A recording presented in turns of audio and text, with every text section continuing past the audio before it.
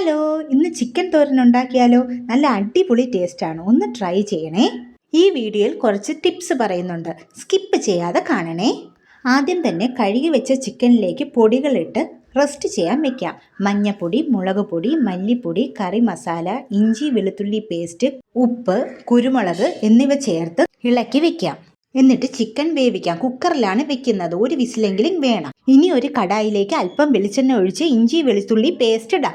അതിന്റെ പച്ചമണം ഒന്ന് മാറുമ്പോൾ കൊച്ചുള്ളി കുറച്ച് ഇതുപോലെ ചതച്ച് ഇടാം. എന്നിട്ട് നന്നായി ഒന്ന് ഇളക്കി കൊടുക്കണേ. എന്നിട്ട് സവാള ചെറുതായി അരിഞ്ഞ് അതിലേക്ക് ഇടണം. ആവശ്യത്തിന് ഉപ്പ് ചേർക്കാം. ഇനി ഇതിലേക്ക് വേവിച്ച് വെച്ച ചിക്കൻ ഇട്ട് നന്നായി ഒന്ന് ഇളക്കി കൊടുക്കണം. കുറച്ചു നേരം അടച്ചു വെച്ച് വേവിക്കാം. ഹൈ ഫ്ലെയിമിൽ വെച്ച് വേണം ഈ സമയം വേവിക്കാൻ.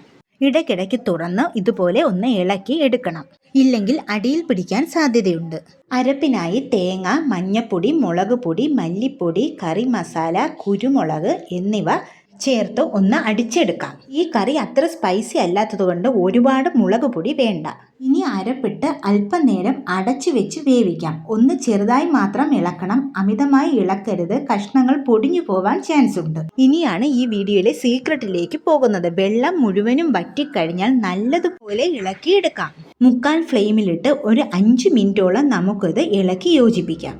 ഇളക്കുന്നതിനോടൊപ്പം തന്നെ ആവശ്യത്തിന് കുരുമുളകും കറി മസാലയും വേണമെങ്കിൽ മാത്രം കൂടുതൽ ചേർക്കാം. നല്ല ടേസ്റ്റാണ്. എന്തായാലും ഒന്ന് ട്രൈ ചെയ്യണേ. എൻ്റെ വീഡിയോസ് മിക്കവരും കാണുന്നുണ്ട്, പക്ഷെ ആരും സബ്സ്ക്രൈബ് ചെയ്യുന്നില്ല. ഒന്ന് സബ്സ്ക്രൈബ് ചെയ്ത് കാണണേ.